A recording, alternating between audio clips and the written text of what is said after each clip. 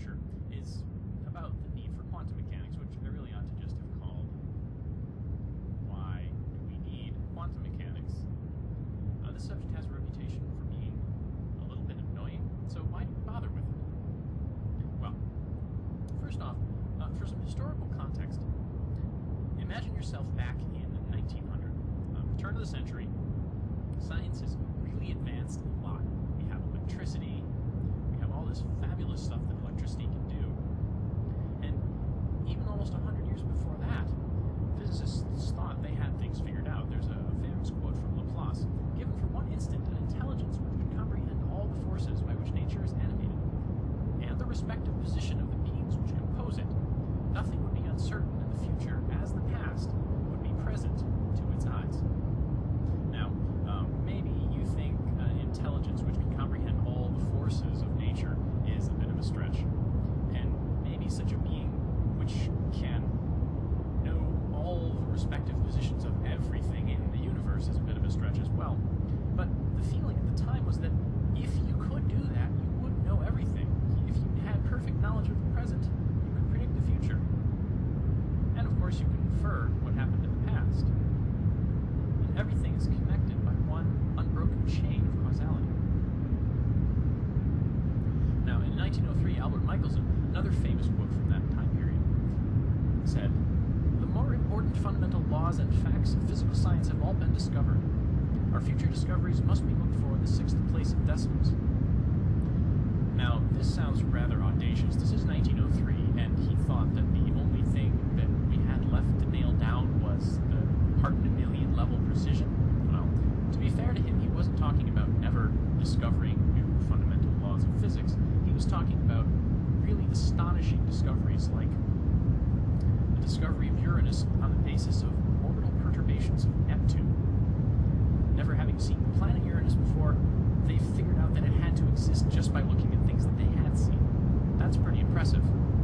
And Michelson was really onto something. Precision measurements are really, really useful, especially today. But back in 1903, it wasn't quite so simple, and Michelson probably regretted that remark for the rest of his life. The attitude that I want you guys to take when you approach quantum mechanics, though, is not this sort of 1900s notion that everything is predicted. It comes from Shakespeare. Horatio says, "One oh day and night, but this is wondrous strange," to which Hamlet replies, one of the most famous lines in all of Shakespeare, "And therefore, as a stranger, give it welcome. There are more things in heaven and earth, Horatio, than are dreamt of in your philosophy."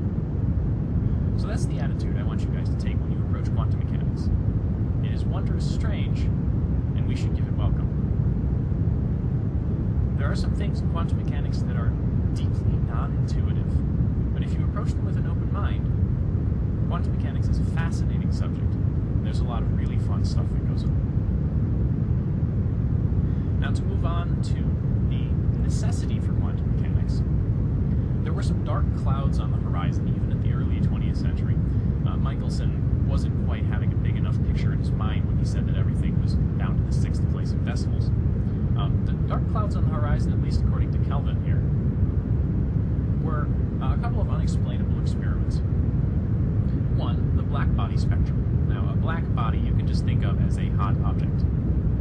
And a hot object, like, for example, the coils on an electrical stove, when they get hot, will glow. And the question is, what color do they glow? Do they glow red? Do they glow blue? What is the distribution of radiation that is emitted by a hot object? Another difficult to explain experiment is the photoelectric effect. If you have some light, and it strikes a material, electrons will be ejected from the surface. And as we'll discuss in a minute, the properties of this experiment do not fit what we think we know about, or at least what physicists thought they knew about the physics of light and the physics of electrons at the turn of the 20th century. The final difficult experiment to explain is bright line spectra. For example, if I have a flame coming from, say, a Bunsen burner, and I put a chunk of something, perhaps sodium, in that flame, it will emit a very particular set of frequencies that looks absolutely nothing like a black body. We'll talk about all of these experiments in general, or in a little bit more detail in a minute or two, but just looking at these experiments now, these are all experiments that are very difficult to explain, knowing what we knew at the turn of the 20th century about classical physics. There are also experiments that involve light and matter. So we're really getting down to the details of what stuff is really made of and how it interacts with the things around it. So these are some pretty fundamental motions, and that's where quantum mechanics really got its start. So let's pick apart these experiments in a little more detail. The black body spectrum, as I mentioned, you can think of as the light that's emitted just by a hot object. And while hot objects have some temperature associated with them, let's call that T. The plot here on the right is showing very qualitatively, I'll just call it the intensity of the light emitted as a function of the wavelength of that light. So short wavelengths, high energy, long wavelengths, low energy.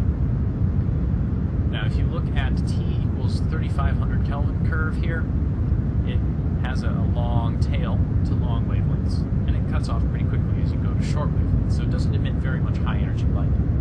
Whereas if you have a much hotter object, 5500 Kelvin, it emits a lot more high energy light. The red curve here is much higher than the black curve.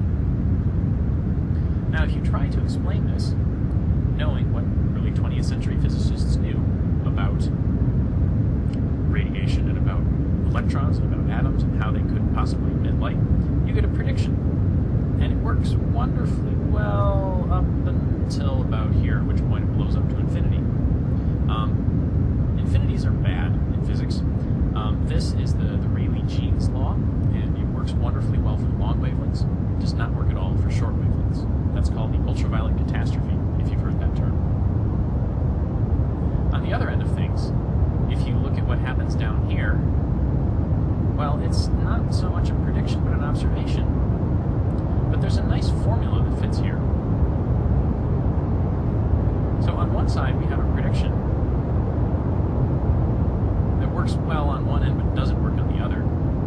And on the other hand, we have a sort of empirical formula called Green's law that works really well at the short wavelengths, but, well, also blows up to infinity at the long wavelengths. Both of these blowing up things are a problem. The question is, how do you get something that explains both of them? This is the essence of the black body spectrum and how it was difficult to interpret in the context of classical physics.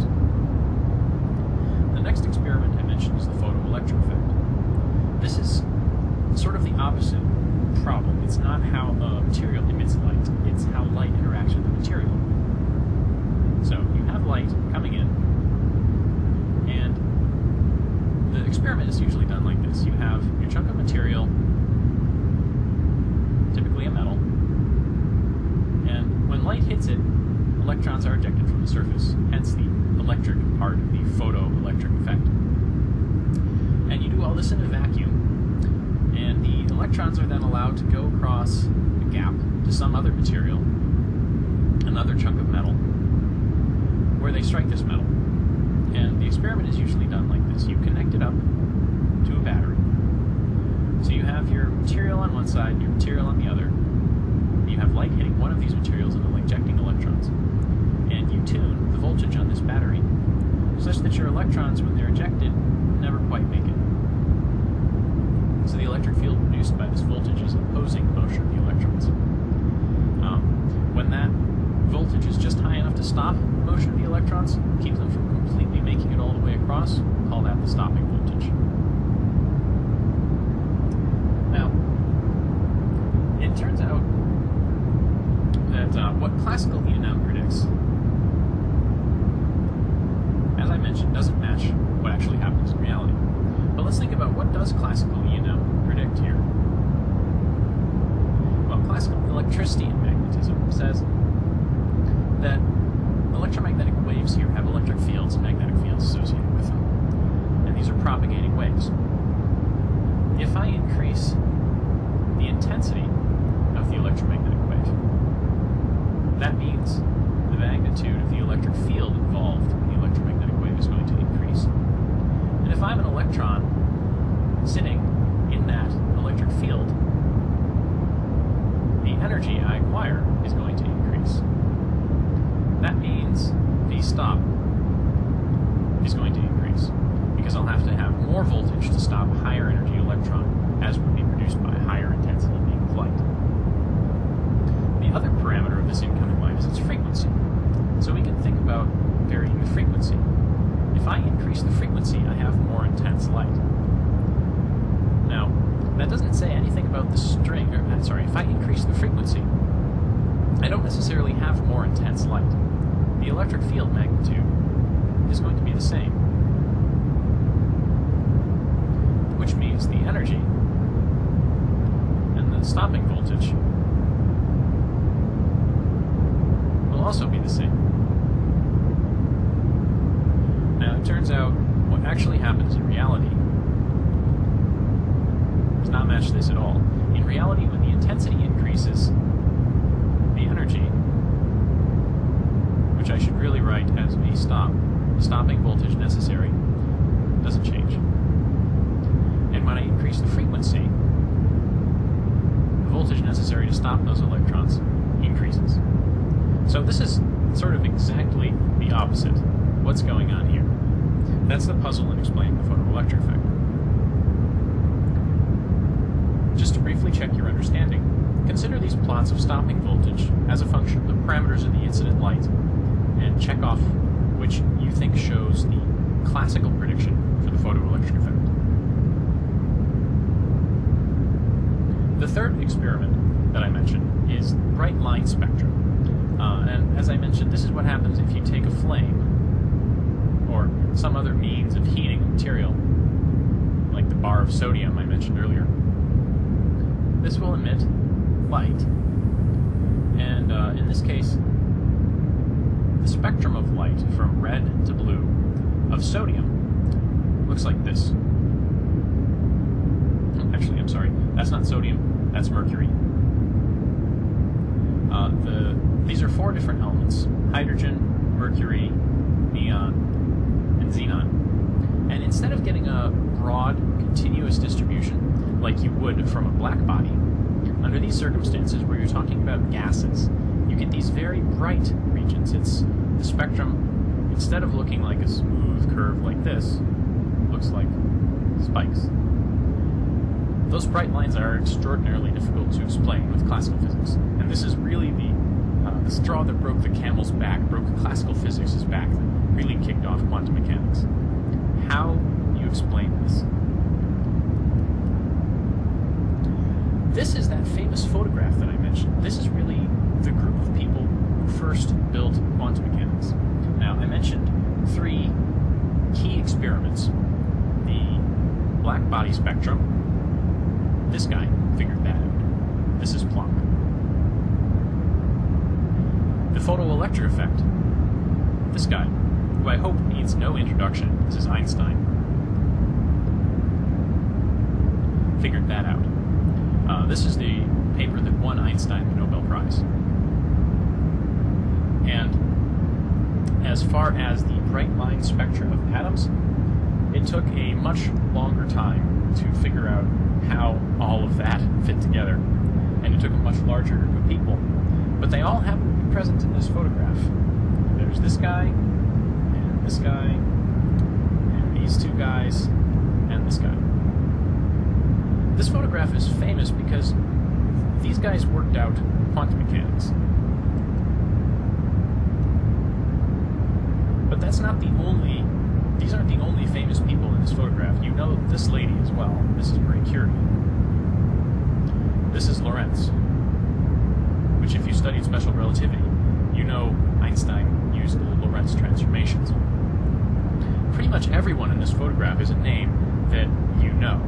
I went through and looked up who these people were. These were all of the names that I recognized, which doesn't mean that the people whose names I didn't recognize weren't also excellent scientists. For example, C.T.R. Wilson here, one of my personal favorites, inventor of the cloud chamber. This is the brain trust that gave birth to quantum mechanics, and it was quite a brain trust. You had some of the most brilliant minds of the century working on some of the most difficult problems of the century. And what's astonishing is they didn't really like what they found. They discovered explanations that made astonishingly accurate predictions, But throughout the history, you keep seeing them disagreeing, like, no, that can't possibly be right. Not necessarily because the predictions were wrong or they thought there was a mistake somewhere, but because they just disliked the nature of what they were doing. They were upending their view of reality. Einstein, in particular, really disliked quantum mechanics to the day that he died, just because it was so counterintuitive. And so with that introduction to a counterintuitive subject, I'd like to remind you again of that Shakespeare quote, "There are more things in heaven and earth, Horatio, than are dreamt of in your philosophy." Try to keep an open mind, and hopefully we'll have some fun at this.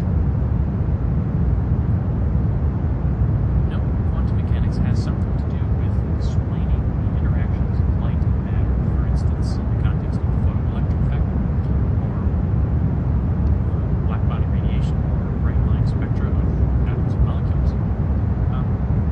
One might be led to the question of when is quantum mechanics actually relevant? The domain of quantum mechanics is unfortunately not a particularly simple question. When does it apply? Well, on the one hand, you have classical physics, and on the other hand, you have quantum physics. And the boundary between them is not really all that clear. On the classical side, you have things that are certain, whereas on the quantum side, you have things that are uncertain. What that means in the context of physics is that on the classical side, things are predictable. They may be chaotic and difficult to predict, but in principle, they can be predictable. But on the quantum side, things are predictable too.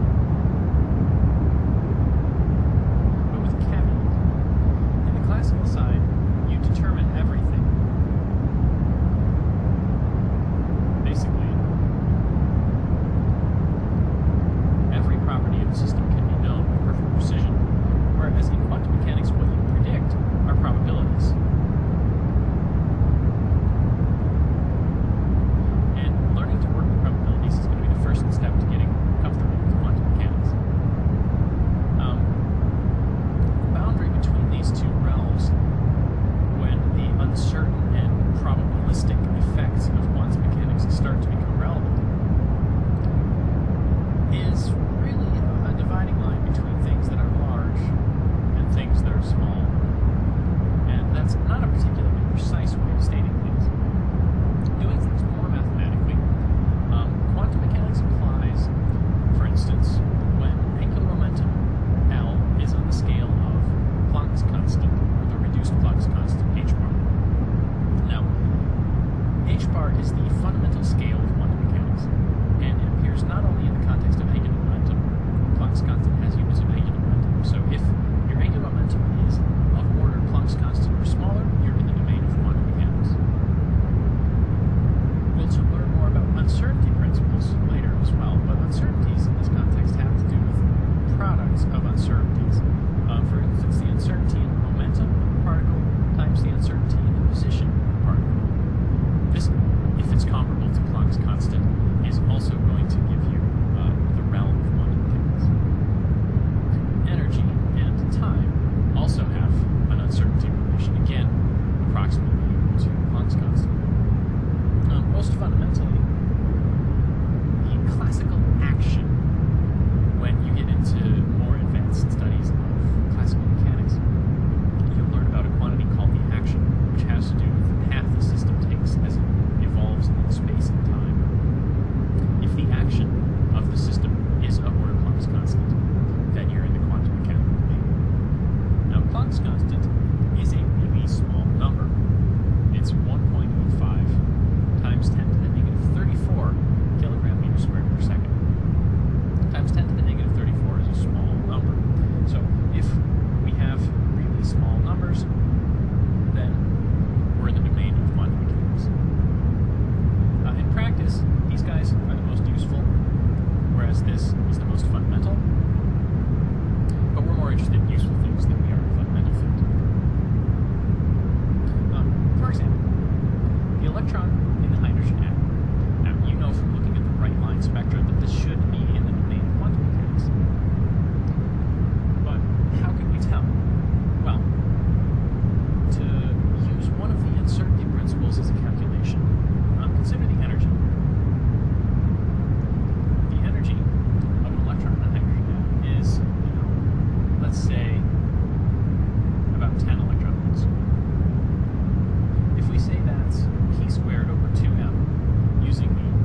classical kinetic energy relation between momentum and kinetic energy. That tells us that the momentum, P, is going to be about 1.7 times 10 to the minus 24th kilogram meters.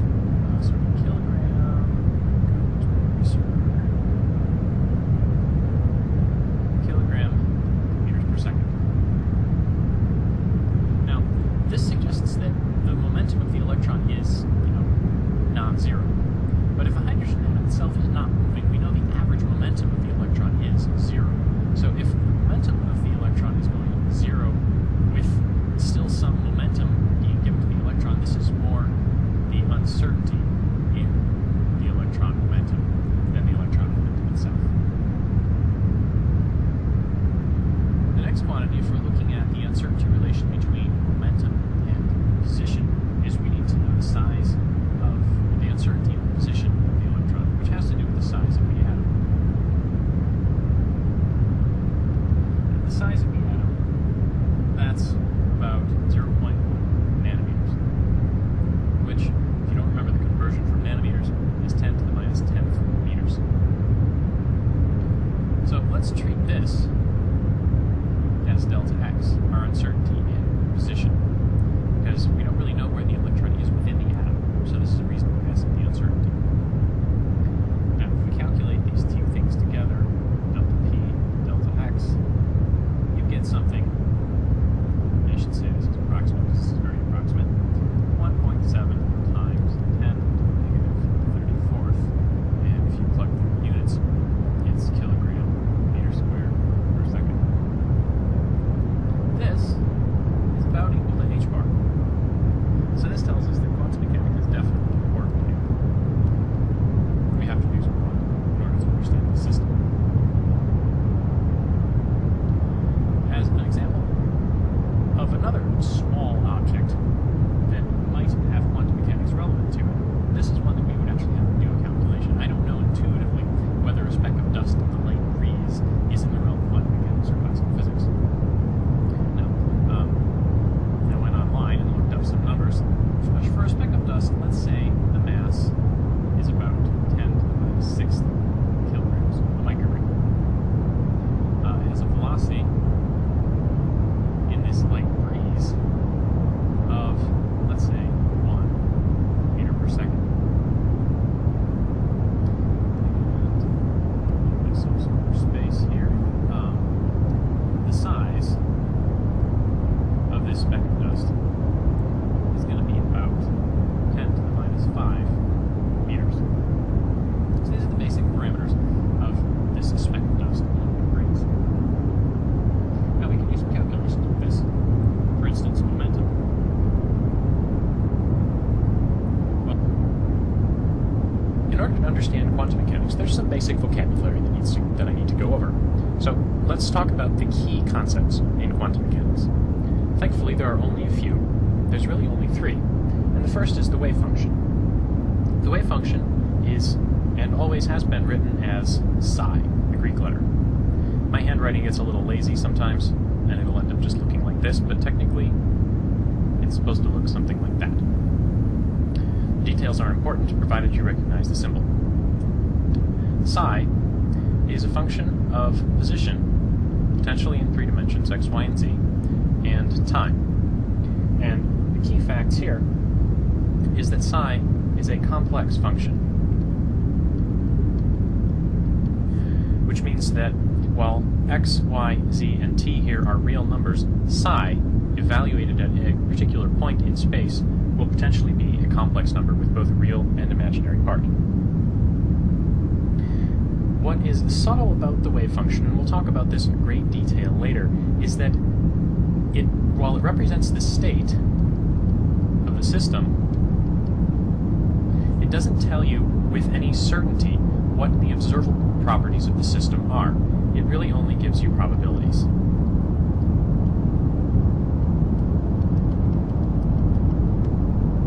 So for instance, if I have a coordinate system, something like this, where say this is position in the x direction,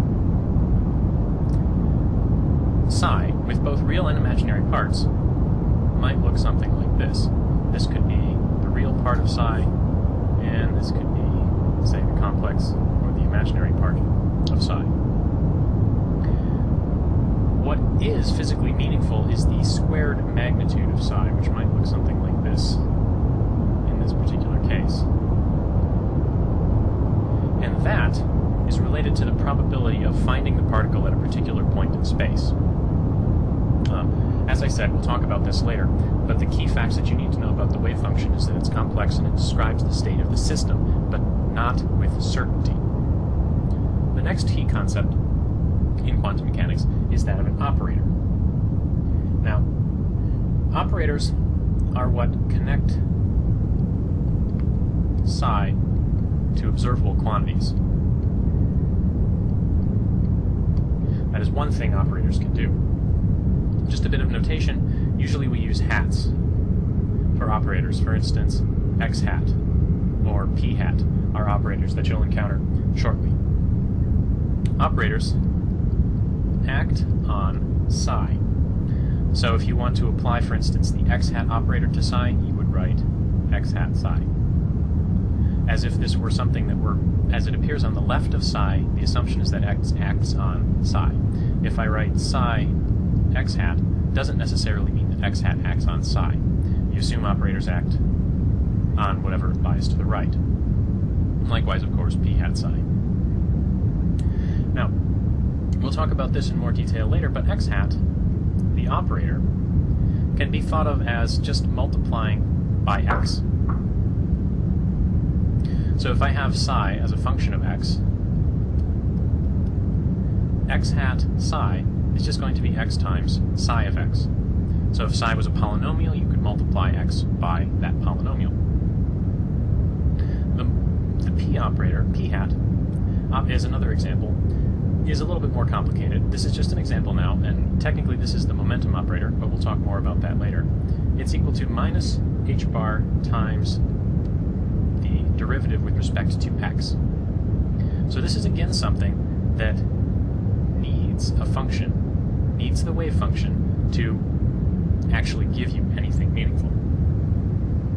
Now the important thing to note about the operators is that they don't give you the observable quantities either. But in quantum mechanics, you can't really say the momentum of the wave function. For instance, p hat psi is not,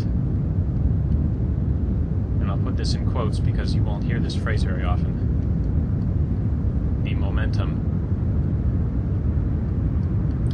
of psi. It's the momentum operator acting on psi, and that's not the same thing as the momentum of psi. The final key concept in quantum mechanics is the Schrödinger equation. And this is really the big equation. So I'll write it big. I, h bar, partial derivative of psi with respect to time is equal to h hat, that's an operator, acting on psi. Now h hat here is the Hamiltonian, which you can think of as the energy operator.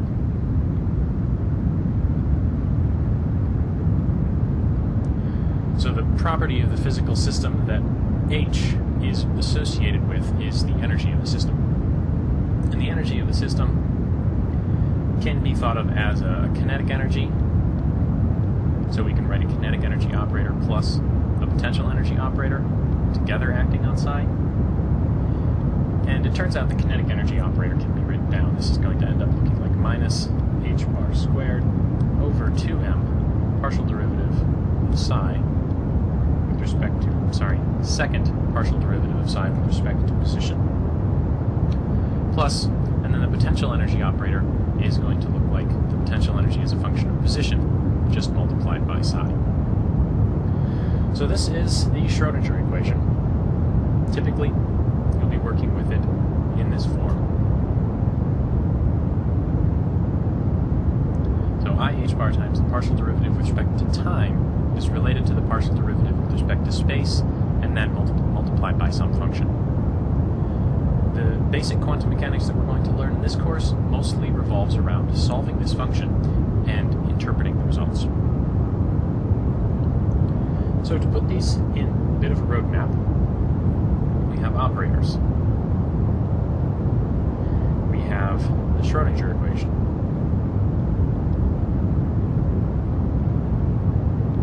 And we have the wave function. Now operators act on the wave function. And operators are used in the Schrödinger equation. Now the wave function that actually describes the state of the system is going to be the solution to the Schrödinger equation. Now I mentioned operators acting on the wave function. What they give you when they act on the wave function is some property of the system. Some observable, perhaps. And the other key fact that I mentioned so far is that the wave function doesn't describe the system perfectly, it only gives you probabilities.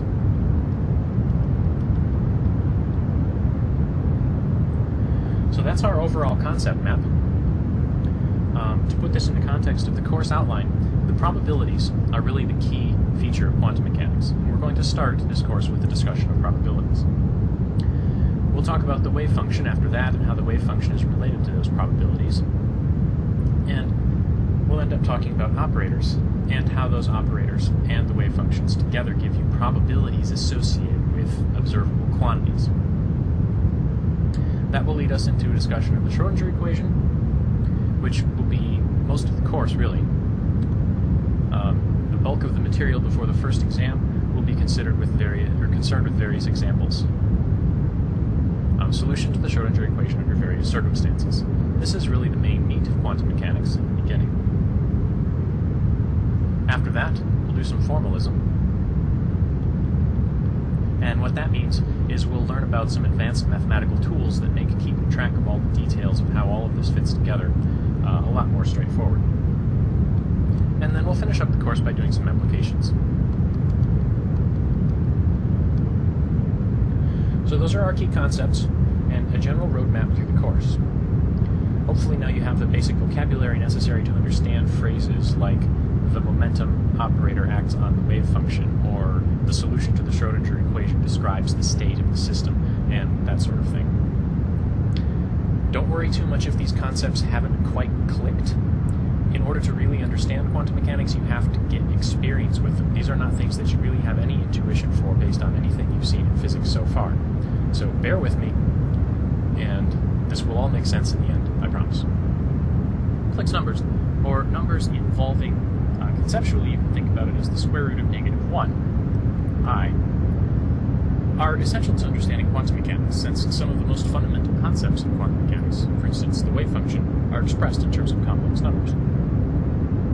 Complex analysis is also one of the most beautiful subjects in all of mathematics, but unfortunately, in this course I don't have the time to go into the details.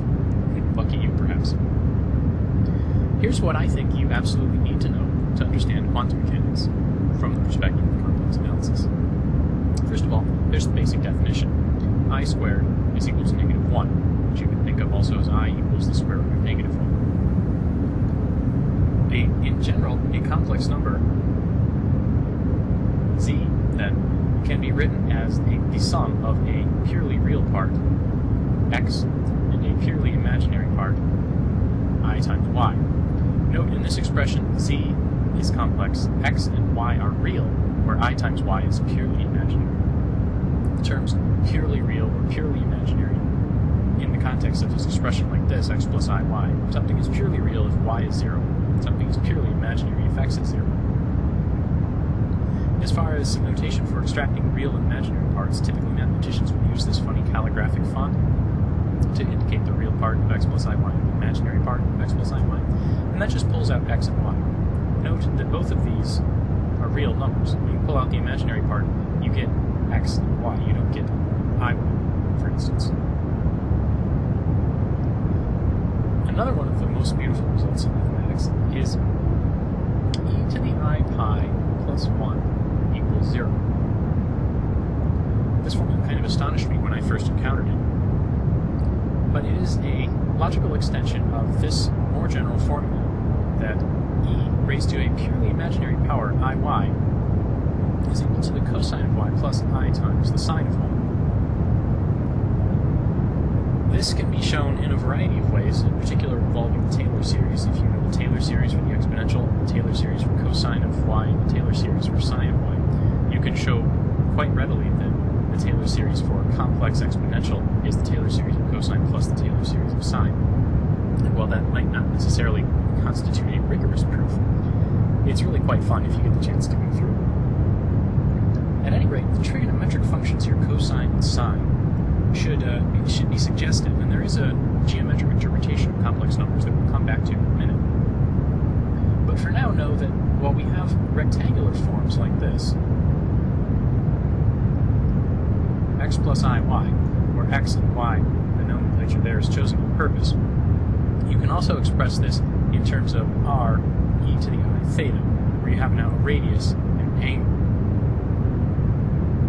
The angle here, by the way, is going to be the arctangent of y over x. And we'll see why that is when we talk about the geometric interpretation.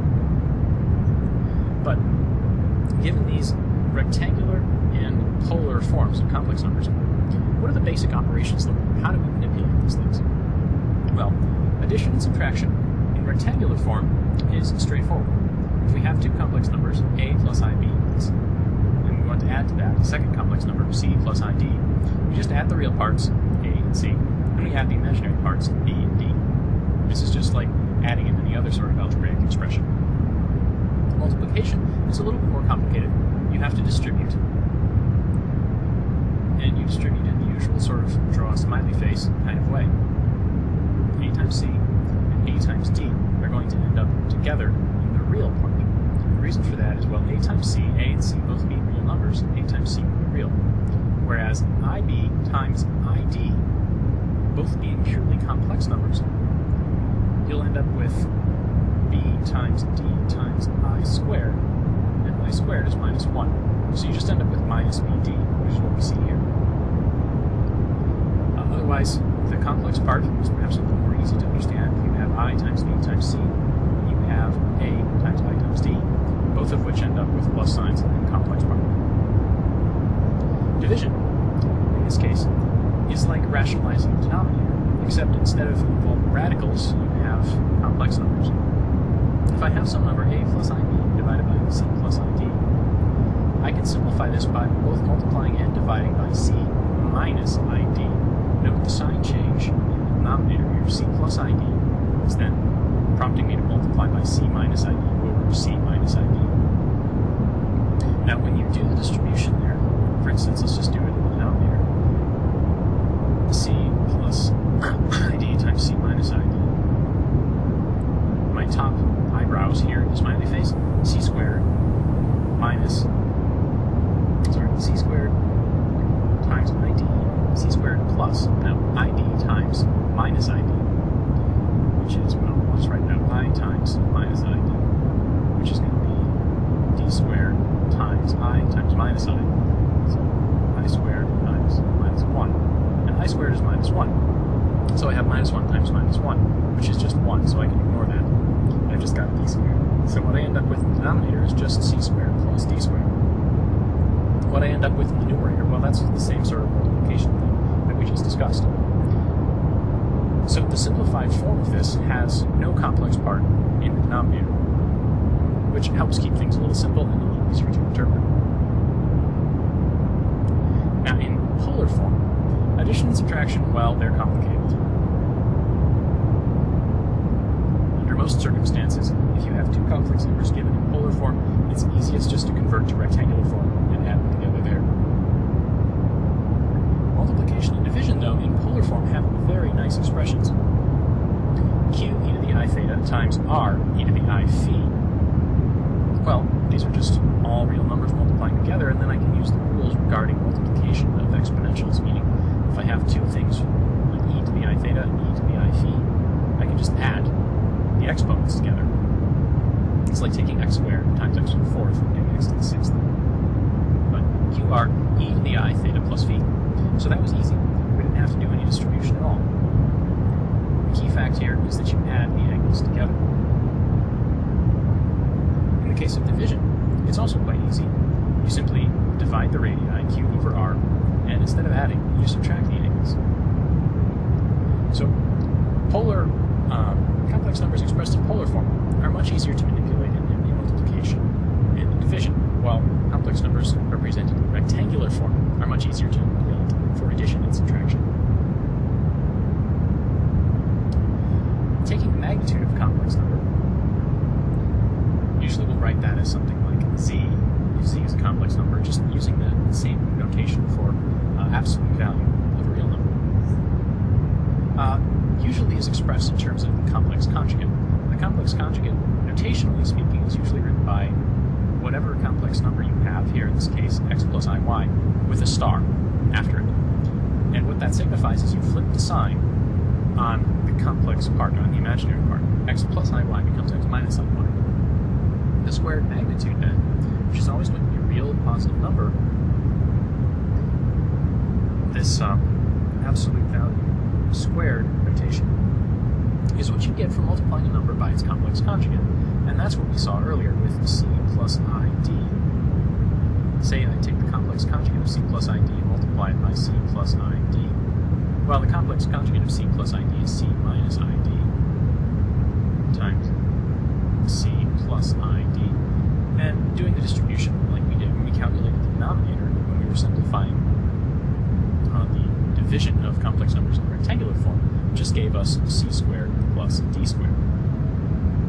This should be suggestive if you have something like x plus iy, let's see, x plus iy, and I want to know the squared absolute magnitude. Thinking about this as a position in Cartesian space should make this formula, c squared plus d squared in this case, just make a little more sense.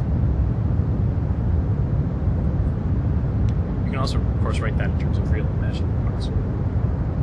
But let's do an example.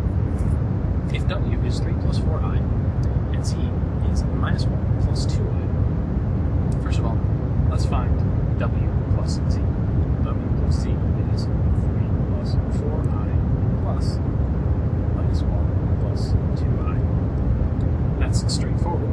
If you can keep track of your terms, 3 minus 1 is going to be our real part, so that's 2. And 4i plus 2i, which is plus 6i, is going to be our complex part. Sorry, our imaginary part. Now, w times z, 3 plus 4i times minus 1 plus 2i. For this, we have to distribute, like usual. So from our top eyebrow terms here, we've got 3 times minus 1, which is minus 3, and 4i times 2i, both positive. So I have 4 times 2, which is 8, and I times I, which is minus 1, minus 8. Then, for my imaginary part, and I guess the mouth and chin, if you want to think about it that way, I have 4i times minus 1, minus 4, I in the front, just minus 4 inside the parentheses here. And 3 times 2i is going to give me 6i, plus 6 inside. And the result you get here is 8 minus 8 minus 3 is minus 11. And minus 4 plus 6 is going to be 2. You get minus 11 plus 2 for my multiplication here. So I should screw this into a log. Now, slightly more complicatedly, w over z. W is 3 plus 4i, and z is minus 1 plus 2i. And you know, when you want to simplify an expression like this, you multiply the complex conjugate of the denominator divided by the complex conjugate of the denominator. So minus 1 minus 2i divided by minus 1 minus 2i. And if we continue the same sort of distribution, do the numerator first. Same sort of multiplication we just did here, only the signs will be flipped a little bit. We'll end up with minus 3 plus 8 instead of minus 3 minus 8.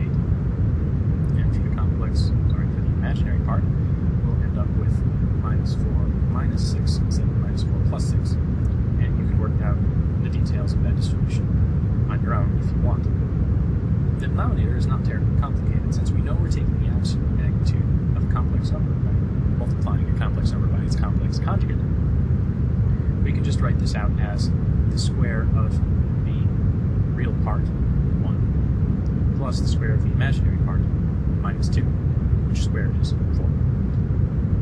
So if I continue this final step, this is going to be 5. This is going to be minus 10i, and our denominator here is just going to be 5.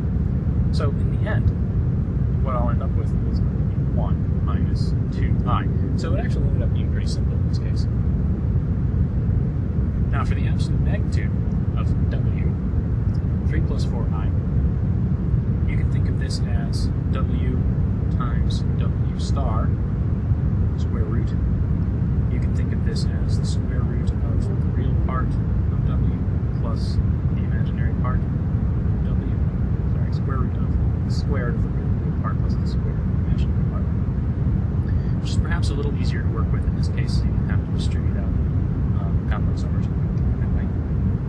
The real part is 3, imaginary part is 4. So we end up with the square root of 3 squared plus 4 squared, which is 5. Now this was all in rectangular form. Move this stuff away a little bit. And let's do it again, at least a subset of it, in polar form. In polar form, w, 3 plus 4i. We know the magnitude of w, that's 5. So that's going to be our radius, 5. And our e to the I theta, where theta is, like I said, the arctan. Since complex numbers are so important to quantum mechanics, let's do a few more examples. In this case, I'm going to demonstrate how to manipulate complex numbers in a more general way, not so much just doing examples with numbers. First example, simplify this expression. You have 2 complex numbers multiplied, the numerator, and then a division. First of all, the first thing to simplify is this multiplication. We have x plus iy times ic. This is pretty easy. It's a simple sort of distribution. We're going to have x times ic. That's going to be a complex part, so I'm going to write that down a little bit to the right, ixc. And then we're going to have iy times ic, which is going to be minus yc. That's going to be real.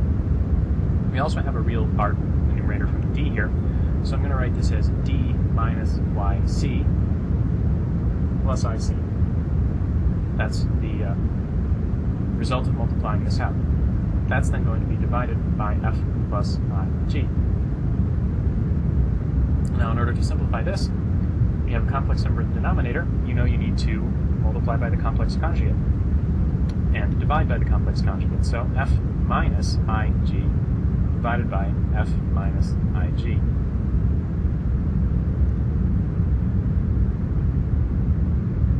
Now expanding this out is a little bit messier, but fundamentally you've seen this sort of thing before. You have real part, imaginary part in the numerator, and then you're going to have imaginary part, and real part, imaginary part. And what you're going to end up with from this first term, you get f times d minus yc. In the second term, you have minus ig times ixc, which is going to give you xcg. We have a minus I times I, which is going to give us a plus. Incidentally, if you're having trouble figuring out something like minus I times I, think about it in the geometric interpretation. This is I in the complex plane. This is minus I in the complex plane. So I have one angle going up, one angle going down. If I'm multiplying them together, I'm adding the angles together. So I essentially go up and back down, and I just end up with 1 equals I times minus I. Otherwise, you can keep track of I squareds equals minus 1s. Just count up your minus signs. This, then, is the real part. Position right there. Lest my fonts get too confusing. Excuse me. So that's the real part. The imaginary part, then, is what you get from these terms here. I'm going to write an I out front, and now we have xc times f, so xcf with an I here. And then we have d minus yc times ig, which I'll just write as g d minus yc. In the denominator, we're now multiplying a number by its complex conjugate. You know what to do there. F squared plus g squared. This is just the magnitude of this complex number. Sorry, squared magnitude. Now, this doesn't necessarily look more simple than what we started with, but this is effectively fully simplified. You could further distribute this and distribute this, but it's not really going to help you very much. The thing to notice about this is that the denominator is purely real. We've also separated out the real part of the numerator and the imaginary part of the numerator. The handwriting is getting messier as I go. Imaginary part of the numerator. So we can look at this numerator now and say, this is the complex number, real part, imaginary part, and then it's just divided by this real number, which effectively is just scaling. It's a relatively simple thing to do, to divide by a real number. As a second example, consider solving this equation for x. Now, this is the same expression that we had in the last problem, only now we're solving it for it equal to 0. So from the last page, I'm going to borrow that first simplification step we did, distributing this through. We had d minus yc for the real part, plus ixc for the imaginary part. And that was divided by f plus ig. If we're setting this equal to 0, the nice part about dealing with complex expressions like this is that 0, treated as a complex number, is 0 plus 0i. It has a real part and an imaginary part as well. It's just kind of trivial. And in order for this complex number to be equal to 0, the real part must be 0, and the imaginary part must be 0. So we can think of this as d minus yc plus ixc. This has to equal 0, and this has to equal 0 separately. So we effectively have two equations here, not just one, which is nice. We have d minus yc equals 0, and xc equals 0, which, unless c equals 0, just means x equals 0. That's the only way that this equation can hold, is if x equals 0. The key fact here is to keep in mind that in order for two complex numbers to be equal, both the real parts and the imaginary parts have to be equal. As a slightly more involved example, consider finding the cubed roots of 1. Now, you know, 1 cubed is 1. That's a good place to start. We'll see that fall out of the algebra pretty quickly. What we're trying to do is solve the equation c cubed equals 1, which you can think of as x plus I y, where x and y are real numbers, cubed, equals 1. Now, if we expand out this cubic, you get x cubed plus 3x squared times iy plus 3x times iy squared plus iy cubed. And this is going to have to equal 1. Excuse me. Equal 1. Now, looking at these expressions, here we have iy, here we have an iy squared. This is going to give me an I squared, which is going to be a minus sign. And here I have an iy cubed. This is going to give me an I cubed, which is going to be minus I. So I have two complex parts and two real parts. So I'm going to rewrite that. X cubed, and then now a minus sign from the I squared, 3xy squared, plus, pulling an I out front, the imaginary part then is going to come from this 3x squared y and this y cubed. So I've got 3x squared y here, and then a minus y cubed, minus coming from the I squared. And this is also going to have to equal 1. Now, in order for this complex number to equal this complex number, both the real parts and the imaginary parts have to be equal. So let's write those two separate equations.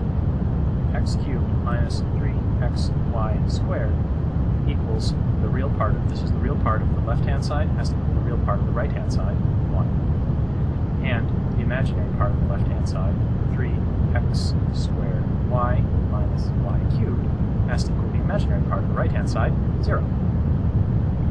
So those are our two equations. This one in particular is pretty easy to work with. We can simplify this.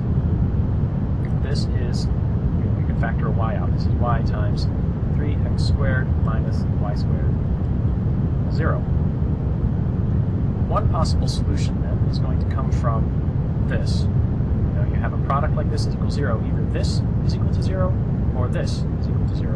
And saying y equals to 0 is rather straightforward.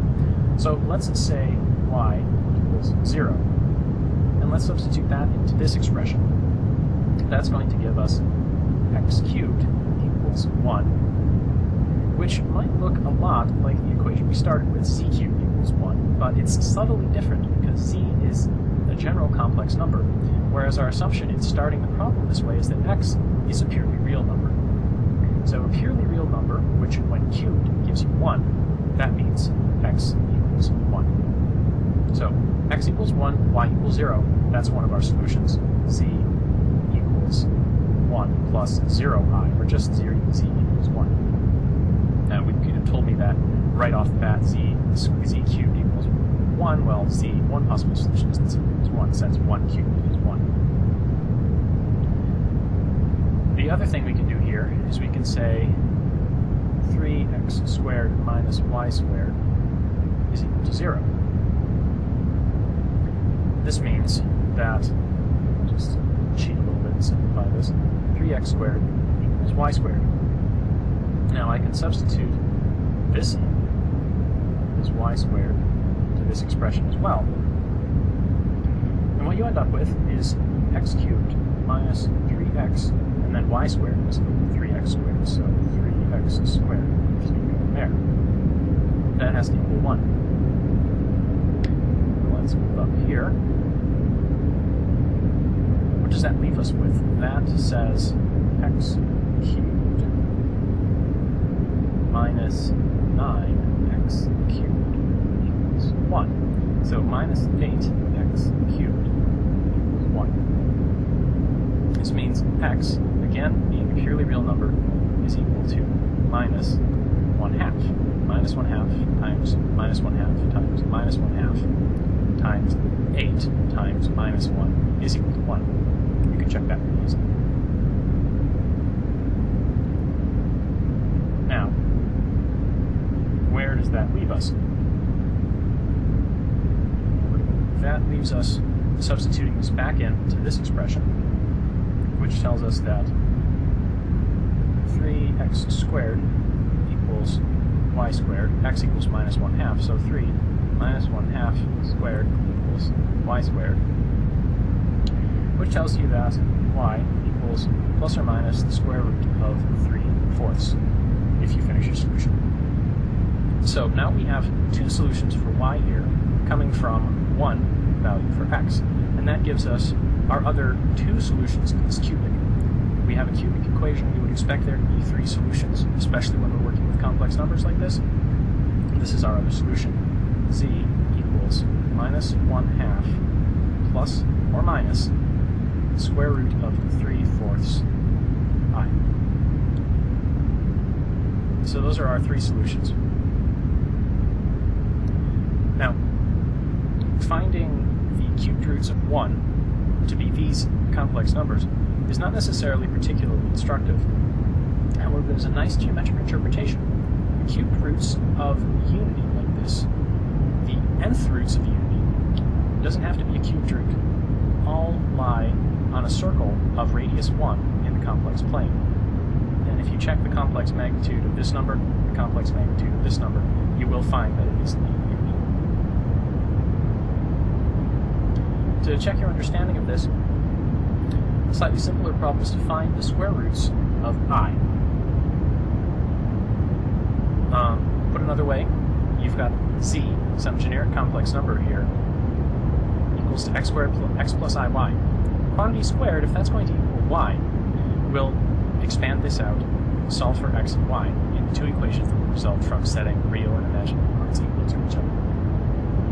And same as with the cubed roots of 1, the square roots of I will also fall on a circle of radius 1, the complex plane. So those are a few examples of how complex numbers can actually be manipulated. In particular, finding the roots of unity, there are better formulas for that than the approach that we took here, but I feel this was hopefully instructive. If probability is at the heart of quantum mechanics, what does that actually mean?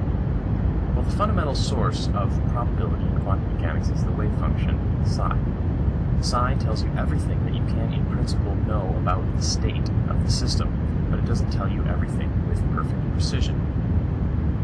How that actually gives rise to probability distributions in observable quantities like position or energy or momentum is something that we'll talk more about later, but from the most basic perspective, psi can be thought of as related to a probability distribution. But let's take a step back and talk about probabilistic measurements in general first. If I have some space, let's say it's position space. Say this is the floor of a lab, and I have a ball that is somewhere on the floor. I can measure the position of that ball. Maybe I measure the ball to be there on the floor. If I prepare the experiment in exactly the same way, attempting to put the ball in the same position on the floor and measure the position of the ball again, I won't always get the same answer because of perhaps some imprecision in my measurements or some imprecision in how I'm reproducing the system. So I might make a second measurement there, or a third measurement there. If I repeat this experiment many times, I'll get a variety of measurements at a variety of locations. And maybe they cluster in certain regions, or maybe they're very unlikely in other regions. But this distribution of measurements, we can describe that mathematically with the probability distribution. Probability distribution, for instance, I'm going to plot P of x here. And P of x tells you roughly how many, or how likely you are to make a measurement. So I would expect P of x as a function to be larger here, where there's a lot of measurements, and 0 here, where there's no measurements, and relatively small here, where there's few measurements. So P of x might look something like this.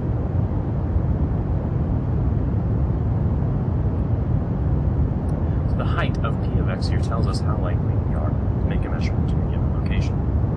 This concept of a probability distribution is intimately related to the wave function.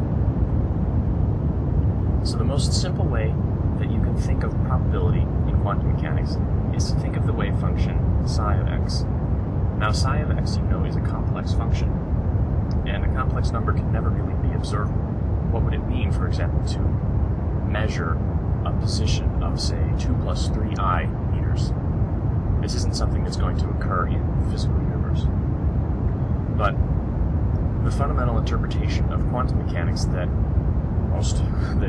this book in particular, that most physicists think of, is the interpretation that psi,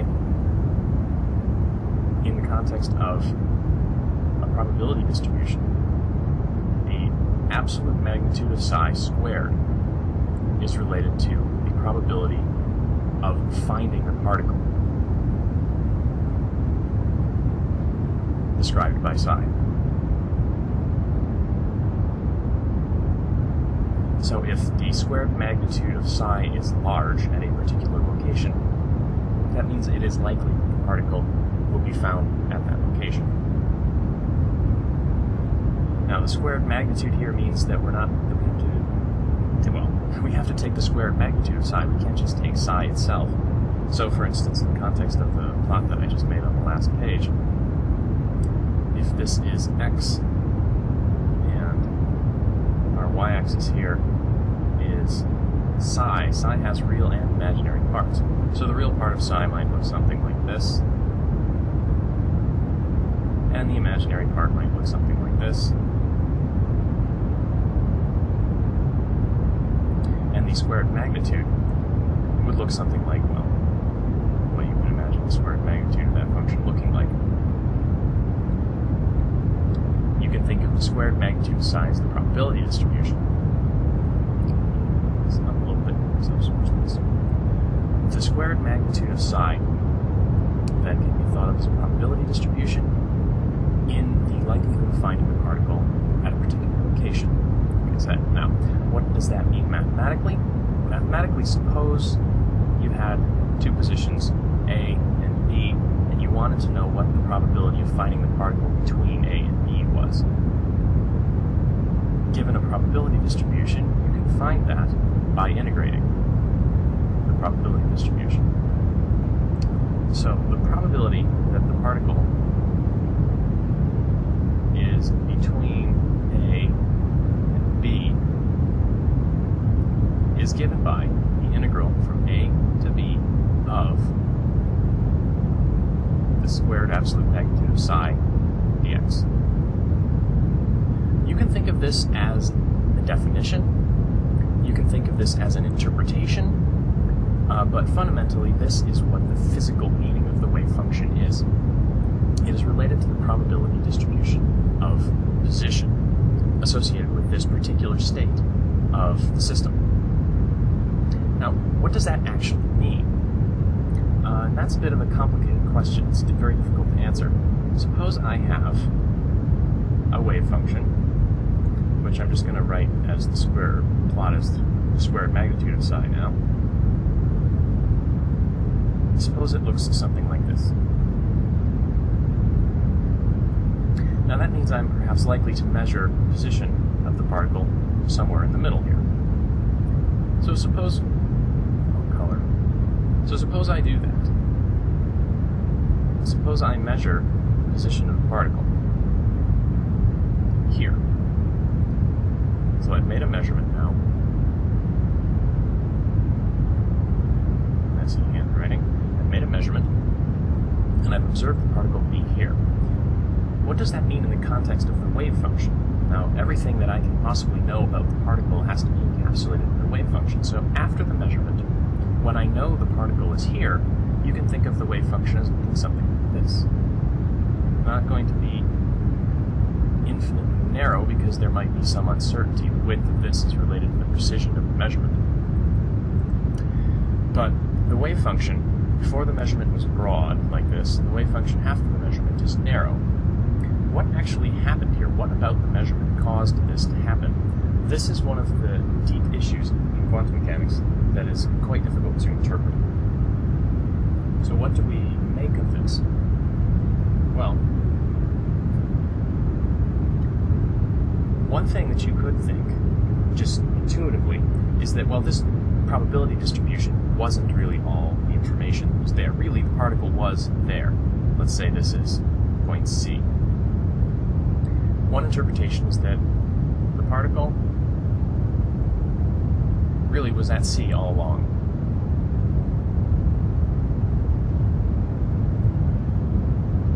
That means that this distribution reflects ignorance on our part as physicists, not fundamental uncertainty in the physical system. This turns out to not be true. You can show mathematically and in experiments that this is not the case. The main interpretation that physicists use is to say that this wave function psi here, also shown here, collapses. Now that's a strange term. Collapses. But it's hard to think of it any other way. Suppose you were concerned with the wave function's value here. Before the measurement, it's not zero, whereas after the measurement, it's zero. So this decrease in the wave function out here is, it's reasonable to call that a collapse.